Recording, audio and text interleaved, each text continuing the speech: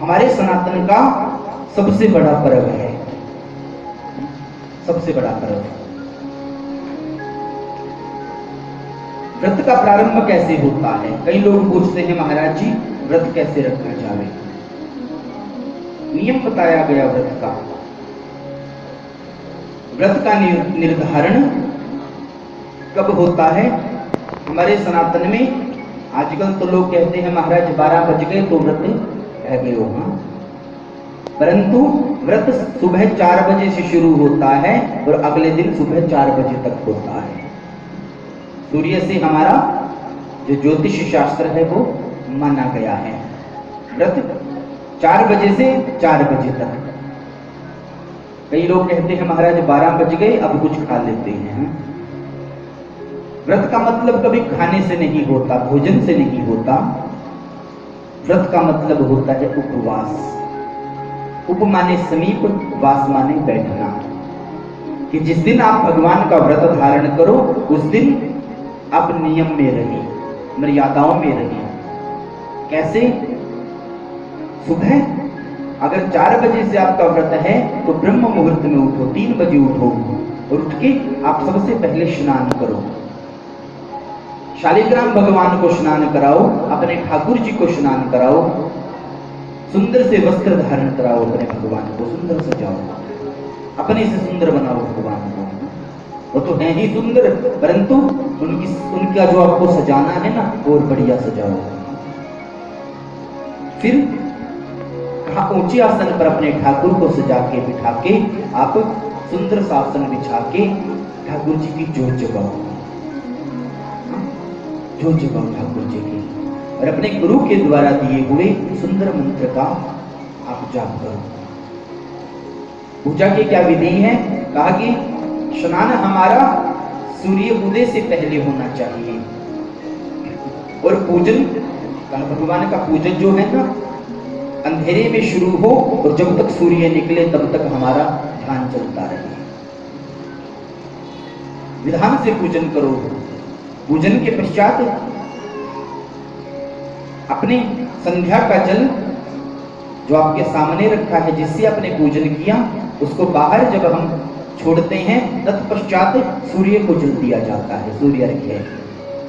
सूर्य अर्घ्य होने के बाद आपका भगवान को भोग लगता है, जो भोग आप भाव से लगाते हैं ऐसा भगवान को भोग लगाओ।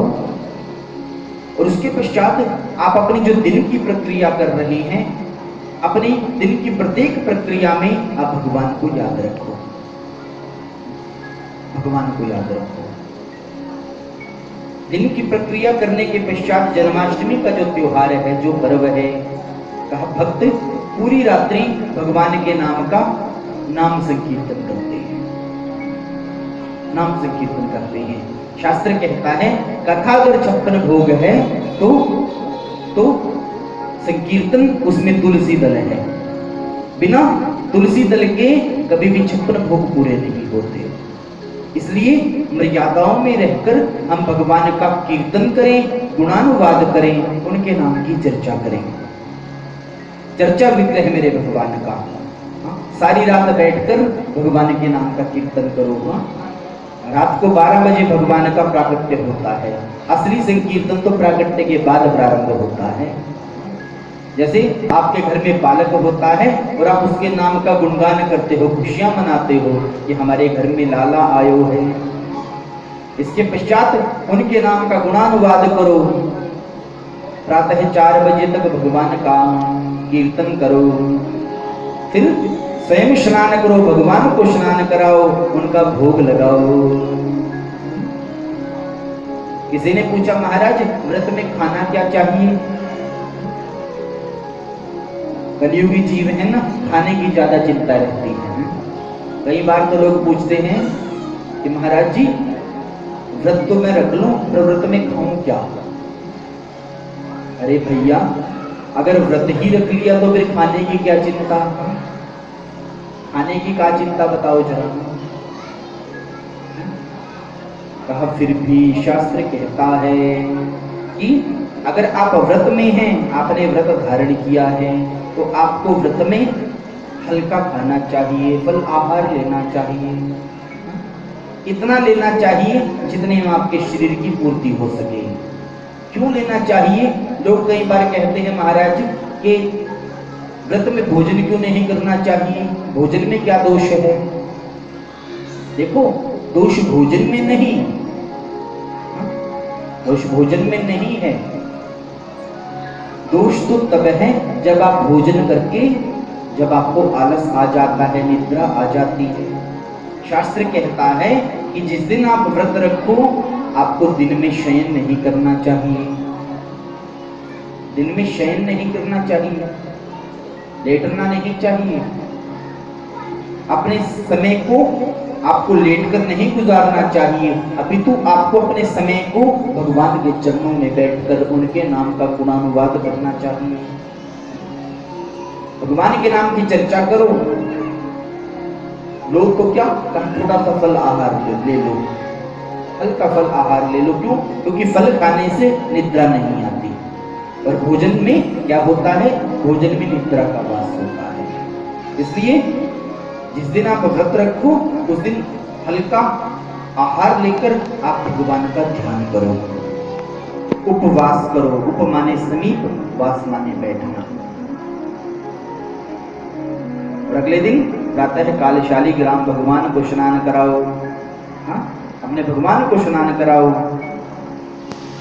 ऐसा सुंदर ये विधान श्रीमद् भागवत महापुराण, जो आप ये कथा सुन रहे हैं, और अन्य अन्य धर्म शास्त्रों में भी, या अन्य अन्य संत महात्माओं की वाणी के द्वारा भी व्रत का यही विधान बतलाया गया है। इसलिए बंधुओं, ये जो संदेश आप सुन रहे हो, ये संदेश आप ही नहीं सुन रहे, अपितु ये संदेश पूरे विश्व के लिए है, पूरे जगत के लिए है, पूरे भारतवर्ष के लिए है। कि पूरा देश कल जन्माष्टमी मना रहा है, और जन्माष्टमी कैसे मनानी चाहिए? कहा, श्रद्धा और विश्वास के साथ मनानी चाहिए। जन्माष्टमी पर्व है प्रेम का, जन्माष्टमी पर्व है भक्ति का, जन्माष्टमी पर्व है त्याग का, जन्माष्टमी पर्व है भाईचारे का, जन्माष्टमी पर्व है सद्भावना का।